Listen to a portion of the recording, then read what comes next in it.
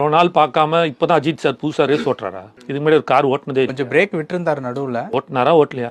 அப்பெல்லாம் ஸ்பான்சர் பண்ணல இந்த திமுக அரசு. ஏன் இப்ப போய் ஸ்பான்சர்லாம் பண்ணோன்றீங்க, நாங்க கூட நிக்கிறோன்றீங்க, அப்படியே உழுந்து வந்து பண்றீங்க? காரணம் ஏன்னா ஒருத்தர் அரசியல் கட்சி ஆரம்பிச்சிட்டாரு, உங்களுக்கு ஆப்படிக்க போறாரு, ஒரு பயம்.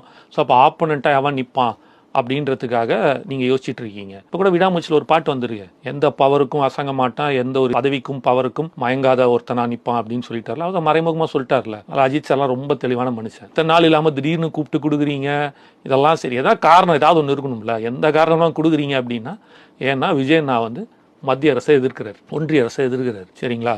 கொள்கை ரீதியாக நாங்கள் எங்களுக்கு நீங்கள் எதிரின்ற போது அதை நீ அப்படி வரியா, நான் இப்படி வரேன் பாரு அப்படின்னு சொல்லிட்டு இப்படி பண்ணோம் அப்படின்னா, அப்போ நம்ம பரா பாஜக அரசு வந்து நம்ம தலைவனுக்கு வந்து பத்மபூஷன்லாம் குந்துருக்கு, அப்போ எப்படா அவங்களுக்கு ஓட்டு போடுறது விஜயனாக்கு, அதனால் நம்ம வந்து பாஜக ஓட்டு போட்டுடலாம் அப்படின்ற ஒரு மைண்ட் செட்டில் இதெல்லாம் பயங்கர புத்திசாலித்தனமாக நினச்சிட்டுலாம் செய்யாதீங்க.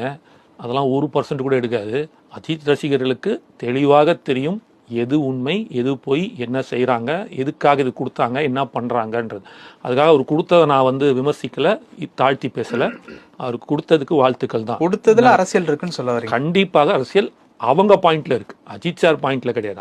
அவர் வேலையை பார்த்துட்டு தான் இருக்கார். Is a pure gentleman. ஏன்னா